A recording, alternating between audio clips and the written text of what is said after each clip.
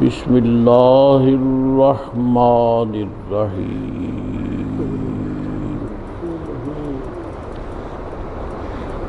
الف لام میم ذالک الکتاب لا ریب فیہ ھدی للمتقین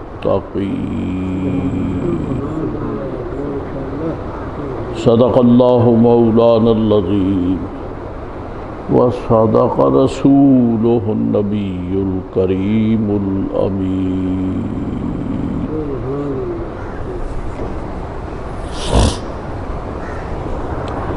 قرآن کریم جو لا ریب کتاب ہے، جس میں شک کی کوئی گنجائش نہیں ہے، بلند مرتبہ کتاب ہے، یہ متقین کے لیے ہدایت ہے۔ خدا تک گفتگو ہو چکی ہے۔ متقین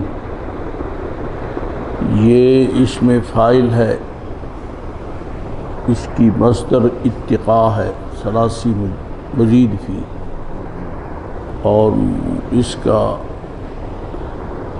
مصدر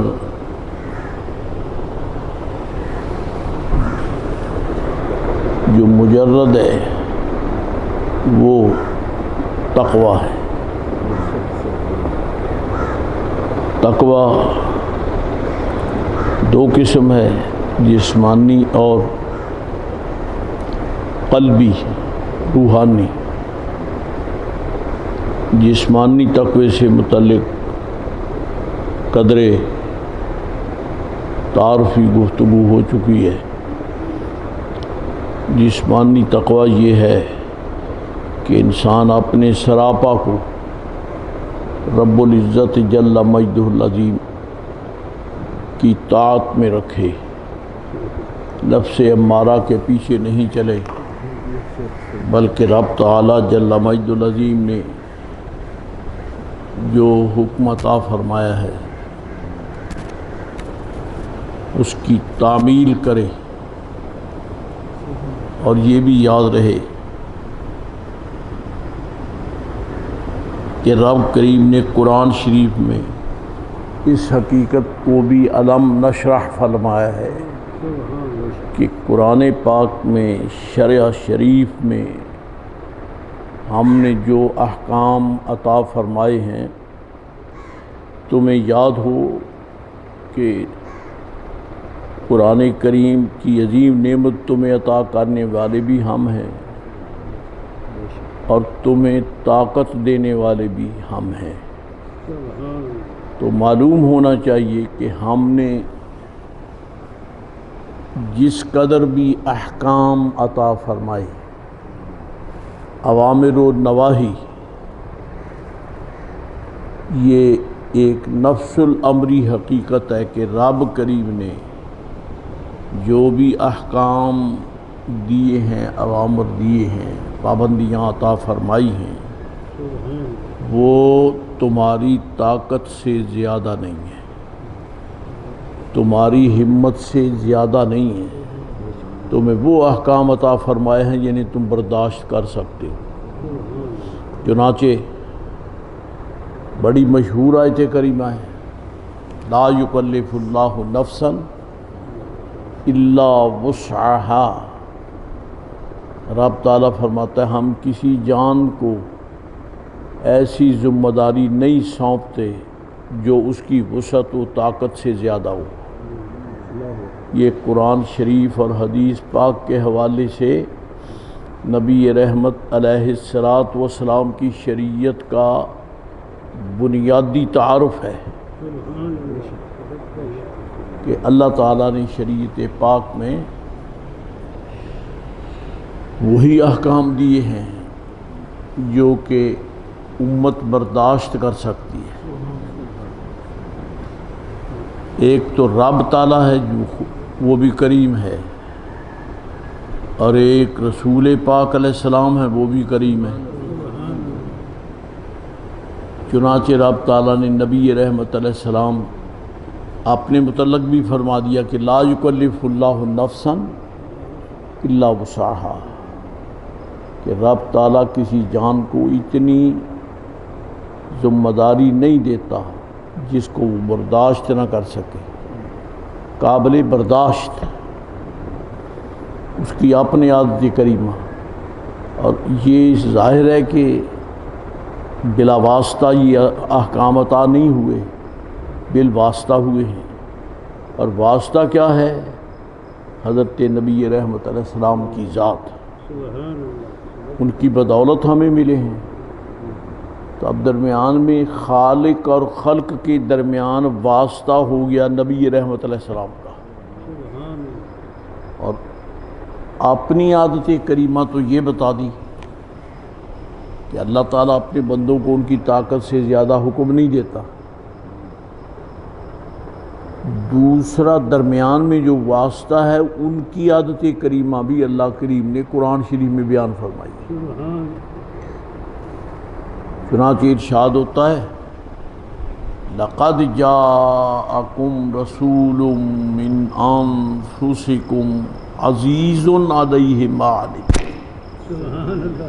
تمہارے پاس اللہ کی طرف سے وہ عظیم شان والا رسول تشریف لایا علیہ السلام، عزیز علیہ ما عنتم، جو تمہارا دکھ برداشت ہی نہیں کرتے، تمہاری تکلیف برداشت نہیں کرتے، ان پر گراں گزرتا ہے تمہارا مشقت میں پڑنا۔ اور مشقت تبھی ہوگی نا جب سر پہ اتنی بڑی وزنی گٹھڑی رکھ دی جائے جو ناقابل تحمل ہو، ناقابل برداشت ہو، تو پھر کہتے جناب یہ وزن مجھ سے نہیں اٹھتا۔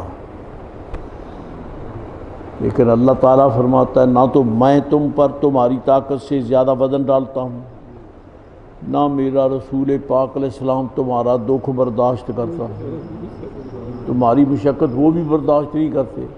عزیز علیہ ما عنتم، ان وضاحتوں کے بعد قرآن و سنت کے احکام اور نواہی کو عمل میں نہ لانے والے محروم ہیں، کیونکہ ایسا حکم رب کریم نے دیا ہی نہیں، اور ایسا حکم رسول کریم علیہ السلام نے امت کو عطا ہی نہیں فرمایا جو کہ قابل برداشت نہ ہو۔ اور اس کی بڑی مثال، بڑی عظیم مثال آپ کی نمازیں ہیں جو توفیق الہی سے آپ پڑھتے ہیں، 5 کا ہندسہ ہے اور 1 نقطے کا یہ سارا اعزاز ہے کہ وہ نقطہ جو 5 کے عدد کے ساتھ دائیں لگا تھا وہ نبی رحمت علیہ السلام کی وسیلے سے رب کریم نے اڑا دیا۔ اب 50 کی 5 رہ گئی،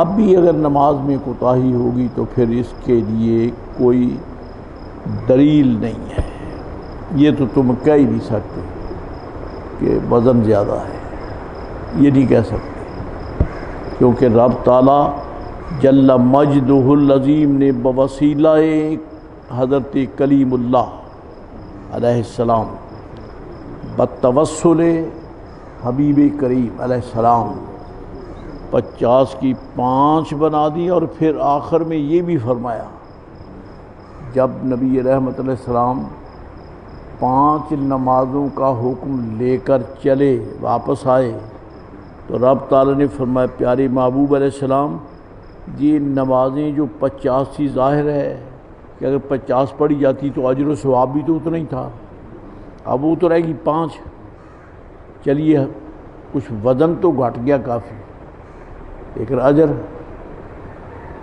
تو اللہ کریم نے فرمایا پیارے یہ نمازیں تعداد میں 5 ہوں گی، اجر میں 50 ہی۔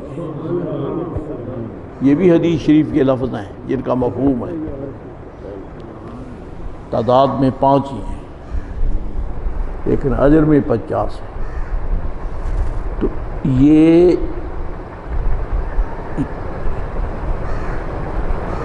اللہ کریم نے بہت بڑا اعزاز عطا فرمایا۔ کہ رب بھی کریم ہے اور اس کا رسول بھی کریم ہے. صد شکر کے ہستے میانے دو کریم، یا رب تو کریمی و رسول تو کریم. اے رب تو بھی کریم ہے، تیرا رسول بھی کریم ہے. صد شکر کے ہستے میانے دو کریم. بے پناہ شکر ہے کہ ہم دو کریموں کے درمیان میں ہیں، دو کریموں کے درمیان میں ہیں. رب العزت حکم دیتا ہے وسیلہ نبی رحمت علیہ السلام سے، درمیان میں امت کھڑی ہے، تو وہ بھی کریم ہے تو یہ بھی کریم ہے. اس کا مطلب یہ ہے کہ رب کریم نے قطعاً حتماً ایسا حکم دیا نہیں جو کہ ناقابل برداشت ہو، اور رسول اللہ علیہ السلام نے وہ حکم لیا ہی نہیں جو ناقابل برداشت ہو، یعنی قابل برداشت. آپ کو شاید یہ بھی علم ہو کہ نہیں، اس کے ساتھ ایک اور حکم بھی تھا کہ اگر کپڑا ناپاک ہو جائے تو 7 مرتبہ دھو پھر پاک ہوگا. اب بھی ہے یہ، اب یہ مسئلہ تو نہیں ہے کیونکہ سرکار 7 بار دھونے کا حکم لائے ہی نہیں، وہ کینسل کر کے صرف یہ ہے کہ سنت کی تعمیل کرو تو 3 مرتبہ. ویسے اگر نجاست کا جرم، نجاست کا رنگ، اس کی بیڈ سمیل اگر دور ہو جائے 1 مرتبہ ہی دھونے سے تو وہی کافی ہے، وہی کافی ہے. تو محترم متقین وہ لوگ ہیں جنہوں نے اللہ سبحانہ و تعالیٰ کی کتاب عظیم کے احکام کو مجبوراً نہیں مانا، خوش دلی سے مانا، خوش دلی سے مانا. اور یہ یاد رہے کہ انسان کو جتنے بھی شرعی احکام ہیں اگر ان کو بوجھ سمجھ کے عمل کرے گا تو وہ ردی ہے، وہ بے وقوف ہے. اس نے ذات حق کی نہ صفت، اللہ کی صفت کو جانا، نہ حضور کی صفت کو جانا. بے نیاز کو وضاحتوں کی ضرورت نہیں ہے، بے نیاز کو ضرورت نہیں ہے وضاحتوں کی، لیکن وضاحت کی ہے. استاد محترم کو ضروری تو نہیں ہے، ان پہ لازم نہیں ہے کہ بچوں کو یہ بھی بتا دیں کہ تمہارا امتحان ہم لیں گے لیکن کورس کے اندر سے لیں گے، سلیبس کے اندر سے لیں گے، جو آؤٹ آف کورس ہیں وہ نہیں لیں گے. قانون تو یہی ہے، لیکن اس کا اعلان کرنا اساتذہ کی ذمہ داری نہیں ہے. انہوں نے پڑھایا ہے، بچوں نے پڑھا ہے، وہ امتحان لے سکتے ہیں. بچوں کو یہی اعتماد کافی ہونا چاہیے کہ استاد گرامی جو ہیں جنہوں نے ہمیں پڑھایا ہے وہ اس سے باہر ہم سے سوال نہیں کریں گے، اس لیے کہ یہ ان کی عظمت کے خلاف ہے، پڑھایا ہے نہیں اور سوال کر دیں. لہذا استاد گرامی کی شفقت کا تقاضا ہے کہ اسی دائرے میں سے سوال کریں جس دائرے میں رکھ کر پڑھایا ہے. یہ تو اساتذہ ہیں، اور رب کریم جل مجدہ العظیم ہے، وہ اپنے محبوب علیہ السلام. پھر درمیان میں امت بھی حضور کی ہے، امت بھی سرکار کی ہے. تو متقی وہ لوگ ہیں جو رب تعالیٰ کی نافرمانی سے جسمانی طور پہ بچتے ہیں اور قلبی طور پر بھی وہ پرہیز کرتے ہیں. اب دل کا تقویٰ کیا ہے؟ جسم کا تو ہو گیا، دل کا تقویٰ تو قرآن شریف کی باقی آیات کو ملا کر جب ہم دیکھتے ہیں تو دل کا تقویٰ یہ ہے کہ اللہ والوں کی تعظیم کرو، اہل اللہ کی تعظیم کرو، ان سے وابستہ اشیاء کی تعظیم کرو، یہ دل کا تقوی ہے۔ قال اللہ سبحانہ وتعالی جل جلالہ وعم نوالہ وَمَن يُعَظِّمْ شَعَائِرَ اللَّهِ فَإِنَّهَا مِن تَقْوَى الْقُلُوبِ، کہ جو اللہ کی نشانیوں کی تعظیم کرتا ہے یہ دل کا تقوی ہے۔ اللہ کے نشانات کی تعظیم یہ دل کا تقوی ہے۔ اب اس مسئلے میں بھی سوچنا پڑے گا کہ وہ اللہ کی نشانیاں ہیں کیا؟ وہ تو بے نشان ہے، اس کا تو نشان نہیں ہے، تو پھر اللہ کی نشانیاں کون سی ہیں یہ بھی قرآن شریف نے بتا دیا ہے۔ کون سی نشانیاں ہیں؟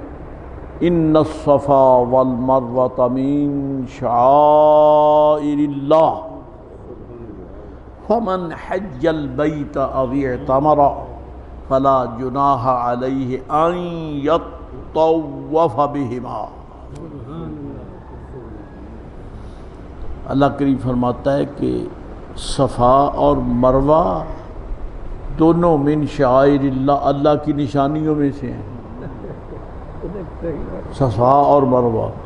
اور جب آپ صفا اور مروہ کی زیارت کریں گے تو پتھر کی چٹانوں کے سوا اور ہے ہی نہیں،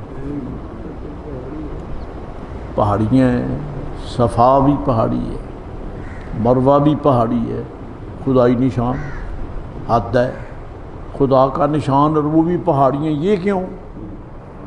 اب اس کے لیے جب آپ اپنی تاریخ اسلام پڑھیں گے تو آپ کو یہ ملے گا کہ یہ پہاڑیاں تو پہاڑیاں ہی تھیں، خوش قسمتی کہ ان پہاڑیوں پر اللہ کی ولیہ کے قدم لگ گئے، خوش قسمتی۔ طیبہ، طاہرہ، سیدہ ہاجرہ رضی اللہ تعالیٰ عنہ کے قدم صفا پہ بھی لگے، مروہ پہ بھی لگے۔ اور کتنی عظیم المرتبت خاتون ہیں، کروڑوں سلام، ان کی گود میں کھلنے والا پھول بھی رسول ہے اور ان کا سرتاج بھی رسول ہے۔ اب فرمائیں کہ وہ خاتون کس مرتبہ اور مقام کی خاتون ہے، اللہ کریم نے ان کو کیا منصب اور کیا مرتبہ عطا فرمایا ہے کہ وہ جن کے سایہ کرم میں ہیں وہ بھی رسول ہیں، اور وہ پھول جو ان کی گود میں کھلا ہے جس کی مہک سے ان کا مشام جان معطر ہے وہ بھی۔ وَاذْكُرْ فِي الْكِتَابِ اسماعیل اِنَّهُ كَانَ صِدِّيقًا نَبِيًّا۔ لوگ منصب والے ہوں نا دنیا میں، شریک نہیں مانتے، مخالف نہیں مانتے، ایک پارٹی کا سپورٹر دوسرے پارٹی والوں کی خوبیاں نہیں مانتا، ہوں چاہے وہ نہیں مانتا، اس کا تعلق نہیں ہے۔ قربان، یہ اللہ والے کتنے عظیم ہیں، ان کی خوبیوں کو رب خود بیان فرماتا ہے۔ انہو کان سے کہیے رب کریم کو اس پر واجب ہے کہ ان رسول کرام کو رسول فرمائے؟ واجب تو نہیں ہے، لیکن کیوں فرماتا ہے؟ اس لیے نہیں کہ اس کی خدائی کے لیے ضروری ہے، اس لیے ہے کہ بندوں کے ایمان کے لیے ضروری ہے، بندوں کے ایمان کے لیے ضروری ہے۔ بتاتا ہے کہ ان کو یہ کہو، ان کو صدیق کہو، ان کو نبی کہو، انا ارسلناک شاہدا، اس کو رسول کہو، اس کو شاہد کہو۔ وما ارسلنا من رسول الا ان یطاع باذن اللہ، ان کو رسول بھی مانو، ان کی طاعت بھی فرض جانو۔ رب رب ہو کر اپنے رسولوں کی عظمت بیان کرتا ہے۔ اور حضرت طیبہ طاہرہ والدہ اسماعیل علیہ السلام نبی تو نہیں ہیں، رسول بھی نہیں ہیں، لیکن پھر اللہ فرماتا صفا مروہ اللہ کی نشانیاں ہیں۔ کیوں ہیں؟ پتہ چلا کہ کہ صرف نبی اور رسول ہی شاعر اللہ نہیں ہیں بلکہ اولیاء اللہ بھی شاعر اللہ ہیں. شاعر اللہ بھی، یہ ان کے اولیاء اللہ بھی ہیں، یہ بھی شاعر اللہ ہیں. چنانچہ آپ نے قرآن شریف میں پڑھا ہے، یاد ہوگا کہ اللہ سبحانہ و تعالی جل مجدہ العظیم نے قرآن پاک میں اس حکمت کو بھی بیان فرمایا ہے. یا ایھا الذین آمنوا، اے ایمان والو، لا تتخذوا عدوی وعدوکم اولیاء، میرے اور اپنے دشمنوں کو دوست نہ بنانا.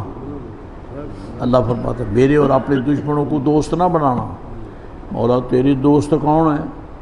فرمایا ان اولیاء اللہ لا خوف علیہم ولا هم یحزنون، سب اولیاء اللہ کے دوست ہیں. اور صرف یہ اللہ کے دوست ہونے کے مدعی نہیں ہیں، خدا بھی دعویٰ کرتا ہے کہ میں ان کا دوست ہوں. خدا بھی اعلان کرتا ہے اللہ ولی الذین آمنوا، اللہ ایمان والوں کا دوست ہے. ایک ترجمہ ولی کے بے شمار ترجمے بیان کیے ہیں علماء نے. ایک ترجمہ یہ ہے ولی بمعنی دوست، یعنی اللہ فرماتا ہے یہ میرے دوست ہیں، میں ان کا دوست ہوں. جان بین کی دوستی ہے، جان بین کی دوستی ہے. تو اللہ والے جو ہیں یہ شاعر اللہ ہیں، ان کی تعظیم کے بغیر ایمان کی سلامتی نہیں ہے. اور تھوڑا سا قرآن پاک کی مزید زیارت کریں تو اللہ تبارک و تعالی رسول کریم علیہ السلام کے لیے فرماتا ہے انا ارسلناک شاہدا ومبشرا ونذیرا لتؤمنوا باللہ ورسولہ وتعزروہ وتوقروہ وتسبحوہ بکرۃ واصیلا. اللہ کریم نے نبی پاک علیہ السلام کے لیے فرمایا ہم نے آپ کو بھیجا رسول بنا کر، شاہد ہیں، آپ شاہد ہیں، مبشر ہیں، نذیر ہیں. او ایمان والو لتؤمنوا باللہ ورسولہ، میں نے ان کو ایسا حسین جمیل اس لیے بنایا ہے تاکہ انہیں دیکھو تو مجھے مان لو، ان کو دیکھو تو ہم مجھے مان لو. پتہ چلا صفات جلیلہ میرے آقا علیہ السلام کی صفات حسینہ جمیلہ جلیلہ رفیعہ یہ آئینہ ہے جن کے اندر حسن ذات ہی نظر آتا ہے. آپ کو رب تعالیٰ نے رسول بنایا، شاہد بنایا، مبشر بنایا، نذیر بنایا. کس لیے؟ لتؤمنوا باللہ، تاکہ تم اللہ کو مان لو. کیونکہ عمارت دیکھ کر پتہ چلتا ہے کاریگر بڑا اچھا معمار ہے، اس کی عمارت کتنی حسین بنائی ہوئی ہے. تو پھر ہمیں کوئی اس میں شک نہیں، خدا کی قسم ہے ہم خدائے بزرگ و برتر کو الہ بھی مانتے ہیں، خدا بھی مانتے ہیں، رب بھی مانتے ہیں، اس کی ذات و صفات سمیت مانتے ہیں. کیوں؟ جس نے ایسا رسول بھیجا. سرکار کا حسن جو ہے یہ دلیل ذات ہے، یہ دلیل ذات ہے. یہ بہت بڑا ایک مرکزی مسئلہ ہے کہ اتنے با جمال با کمال رسول کو دیکھا اور کسی صحابی نے حضور کو اللہ نہیں کہا.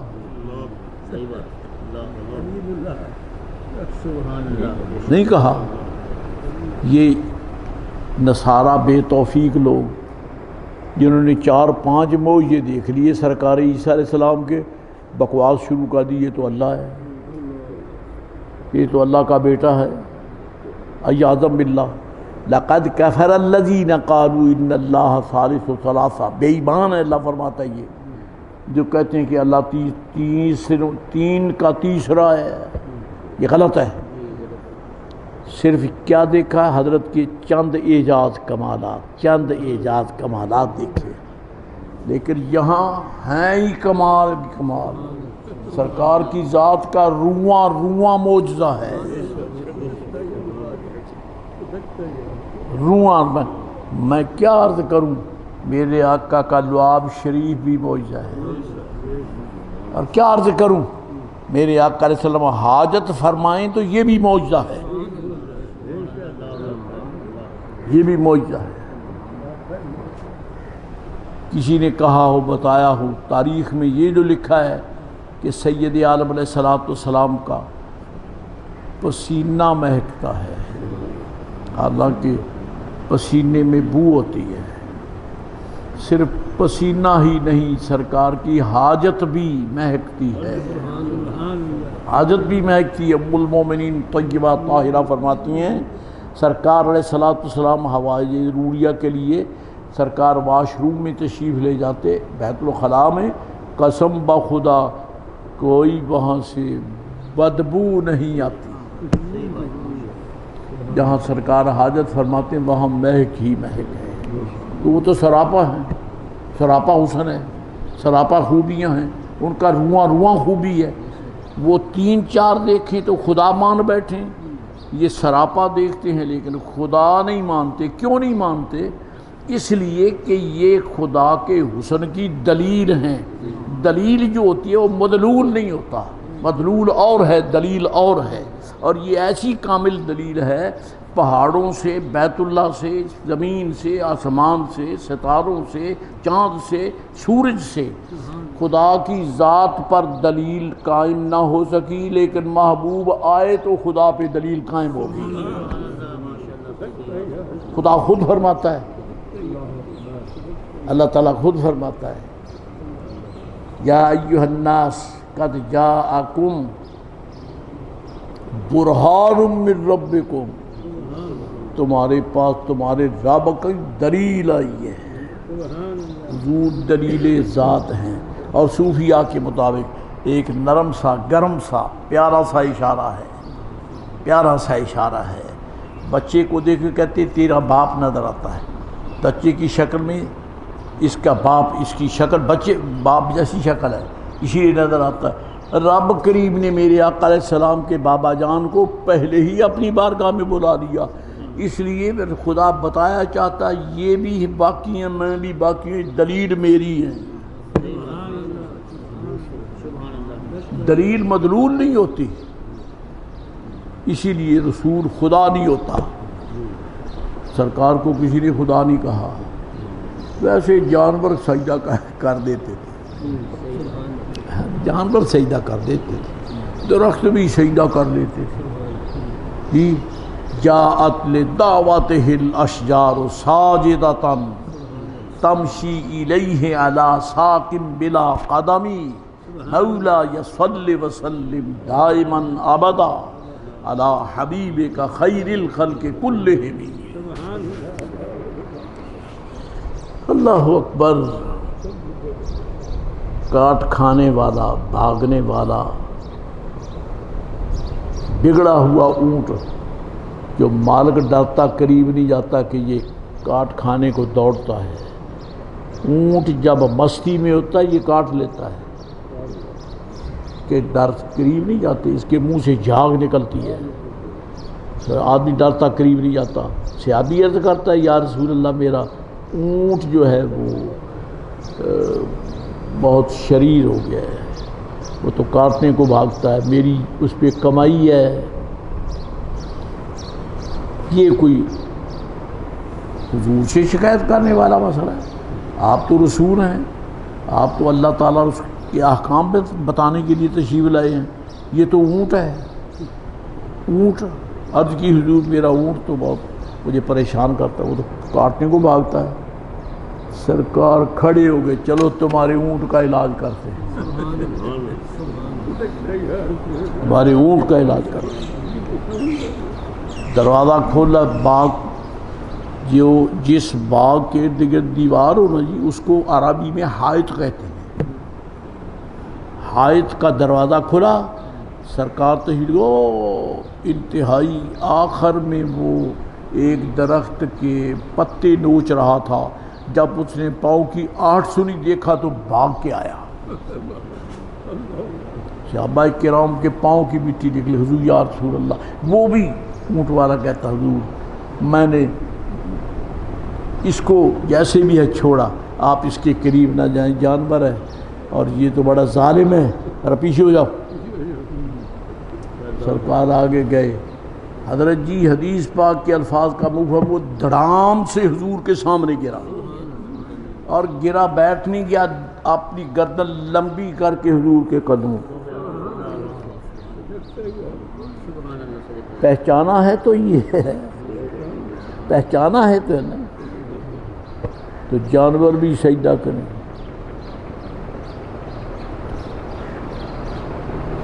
پیڑ بولے, جانور سجدہ کریں.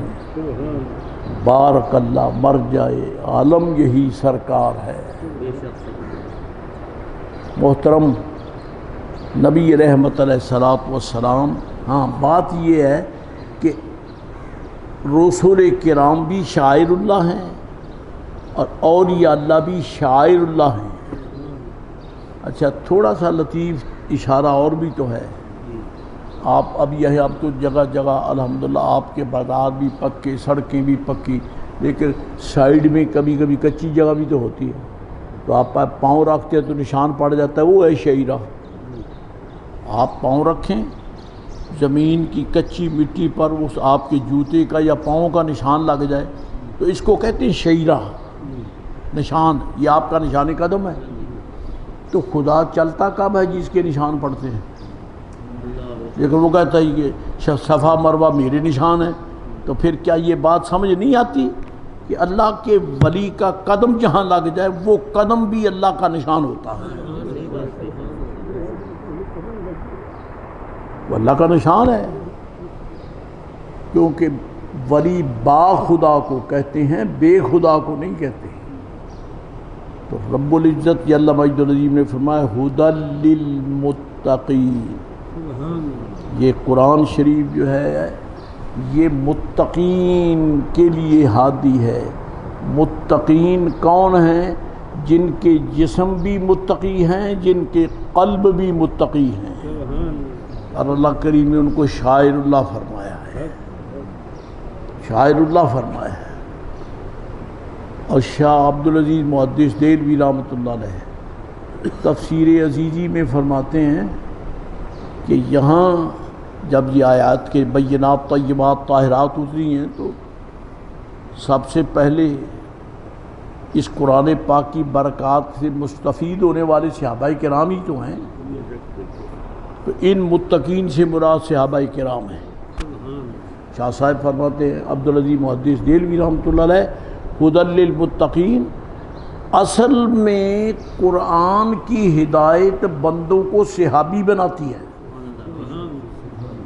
چنانچہ جب یہ قرآن شریف اترا اور سرکار نے بیان کیا, جو جو دیکھ کر مانتا گیا صحابی بنتا گیا. نمازی بعد میں, روزہ دار بعد میں, الحاج بعد میں, معتمر بعد میں, جی سب بعد میں. اس آنکھ سے پیار سے حضور کو جب دیکھا تو سب سے پہلے جو رب عزت دیتا ہے وہ صحابی بناتے ہیں. اور میں قسماً عرض کرتا ہوں کہ اولیاء اللہ میں حسن صحابیت نظر آتا ہے. کیسے؟ صرف زمانے کا فرق ہے, زمانے کا فرق ہے کہ دیکھنے والے صحابی بعثت شریفہ کے زمانے میں بڑے ہیں. جب سرکار مبعوث ہوئے اس وقت جس نے دیکھ لیا ایمان سے وہ صحابی ہے. اور آپ کو یہ بھی پتہ ہے کہ دیکھنے والے تو آج بھی ہیں, سرکار کی زیارت کرنے والے تو آج بھی ہیں.